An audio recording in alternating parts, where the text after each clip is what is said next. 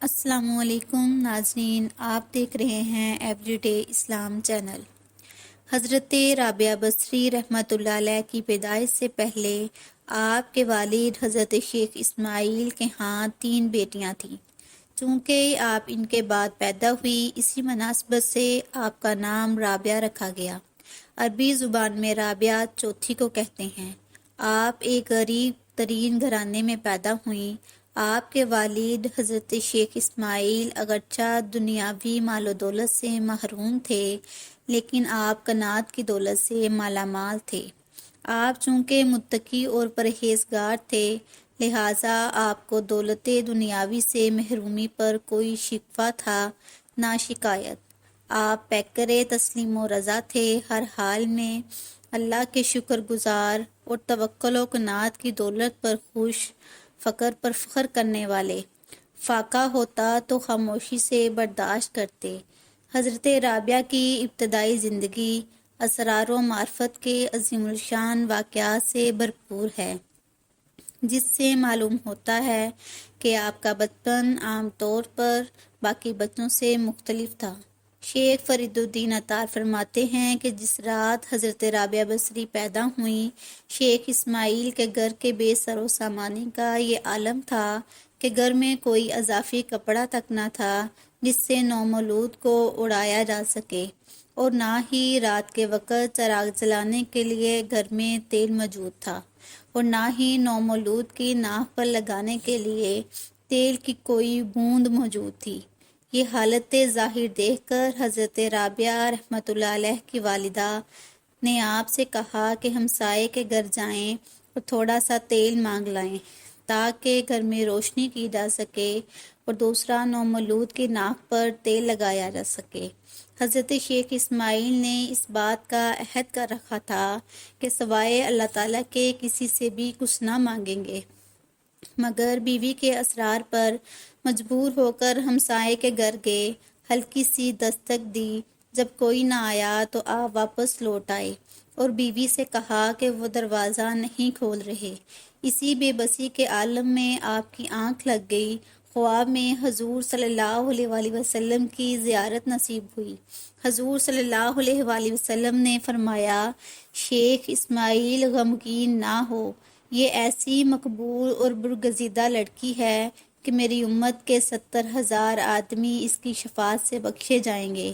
اس کے بعد فرمایا، صبح والی بصرہ عیسیٰ زازان کو ایک خط بھیجو اور اسے یاد دلاؤ کہ وہ ہر روز مجھ پر 100 مرتبہ درود بھیجتا ہے۔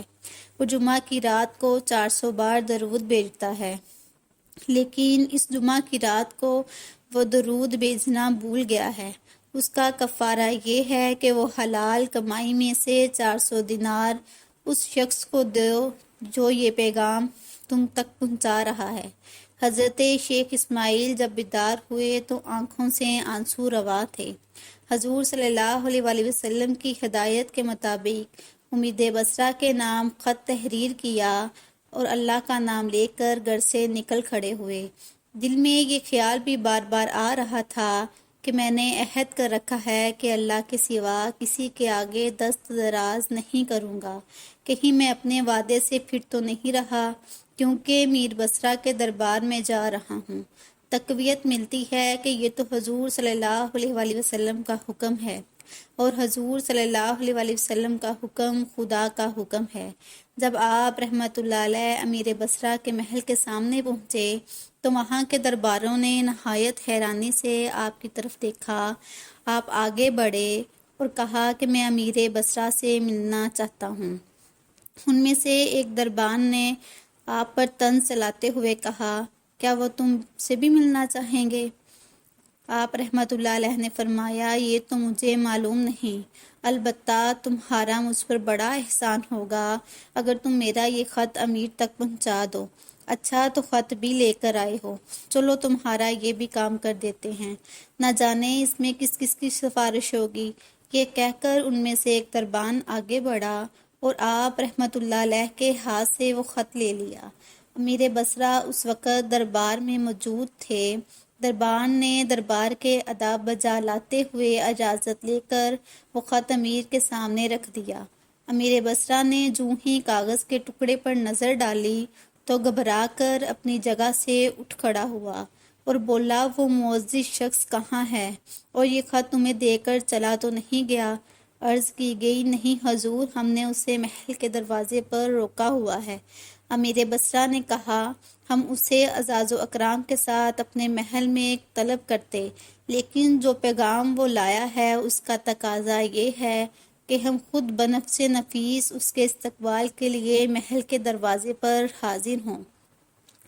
اس وقت امیر ننگے پاؤں تھے، اسی حالت میں دروازے کی طرف دوڑ پڑے۔ ادھر حضرت شیخ اسماعیل رحمۃ اللہ علیہ خط دیکھ کر امیر کے رد عمل کے منتظر تھے۔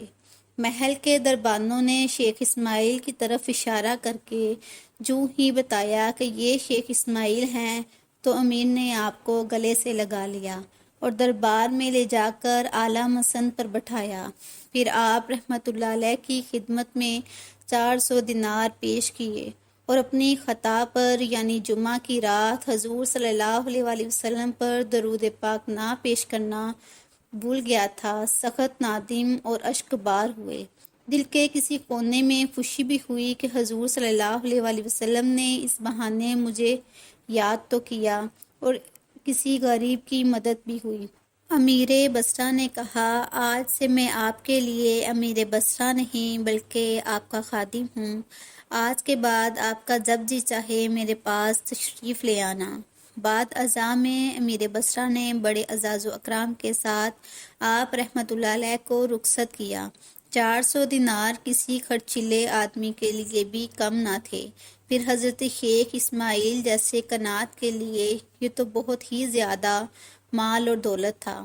آپ رحمۃ اللہ علیہ نے خدا کا لاکھ لاکھ شکر ادا کیا اور کھانے پینے کا ضروری سامان خرید کر گھر کی راہ لی۔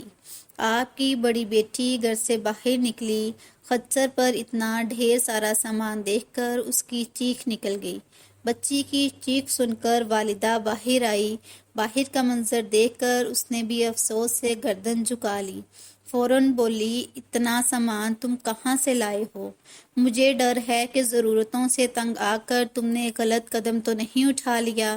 شیخ نے فرمایا، میں تو کسی سے قرض لینے کا بھی روادار نہیں ہوں، تعجب ہے کہ تم مجھ سے ایسی امید رکھتی ہو۔ زوجہ بولی، پھر اتنی مالیت کا سامان کہاں سے آ گیا؟ تمہارے پاس تو اتنی رقم ہی نہ تھی، ضرور تم نے کسی سے قرض لیا ہے۔ آپ رحمۃ اللہ علیہ نے فرمایا، ہاں میں نے اللہ سے قرض لیا ہے اور اب ہم سب گھر والوں نے اللہ کا شکر ادا کر کے اس قرض کو واپس لوٹانا ہے۔ زوجہ تھی کہ بات ماننے کا نام نہ لے رہی تھی۔ کہا، مجھے باتوں سے بہلانے کی کوشش نہ کرو، سیدھی طرح بتاؤ کہ بات کیا ہے۔